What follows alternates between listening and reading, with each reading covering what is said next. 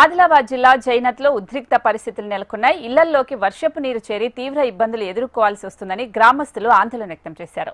Road విస్తరణ పనుల్లో భాగంగా ఎత్తు పెంచడంతో వర్షపు నీరు ఇళ్లల్లోకి చేరుతుందని బాధితులు రోడ్డుపై బైఠాయించి నిరసన తెలిపారు. అయితే బాధితులకు బీఆర్ఎస్ పార్టీ కార్యకర్తలు అండగా నిలుస్తూ నిరసనలో పాల్పంచుకున్నారు.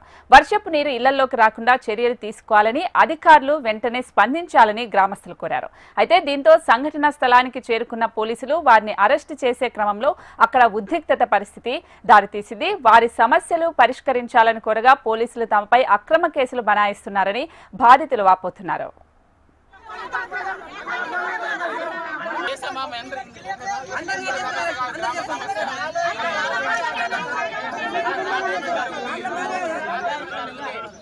వర్షం పడుతుంది.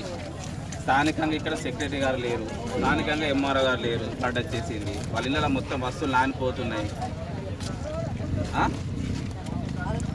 ఇది బారుల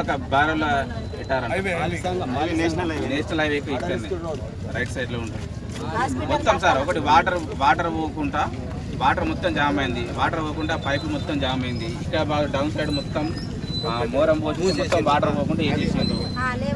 మేము పొద్దున 6:30 నుంచి సెక్రటరీకి ఫోన్ చేస్తున్నాం, రండి స్పందించండి. ఇక వస్తుంది ఇప్పటివరకు రాలేదు. ఎంఆర్ఓ గారికి చెప్పినాము.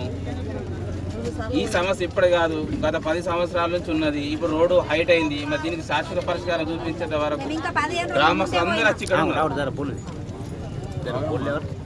సమస్య పరిస్థితి సార్. ఇప్పుడు ప్రమాదం జరిగిన తర్వాత మనం స్పందిద్దామా, ప్రమాదం జరగక ముందు స్పందిద్దామా సార్?